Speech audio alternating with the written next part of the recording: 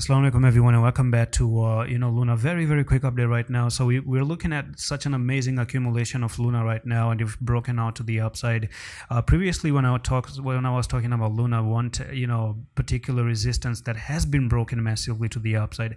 So what I'm expecting right now is that Luna actually tries to retrace a little bit lower down to 2.7, and that can offer another entry opportunity before we start to move once again to the upside. Now this was an amazing accumulation right here. Yesterday we had a very big liquidation candle, take some stop losses which were placed down right over there, took that stop losses, and now you're back up and you're really aggressively breaking to the upside. Now it will be a good idea, amazing idea, because once again you do have this particular level of resistance as well right over there, and that's going to be this blue line over here at $3.1. So you got to be a little bit careful, but I do expect it to actually retrace a little bit lower, because this is a key level. You had this resistance there, resistance here, you broke out of it, smashed out of it, you smashed out of that resistance, went back, broke to the upside, coming down for the retest makes sense, and 2.7 can be an entry opportunity, fantastic entry opportunity before you don't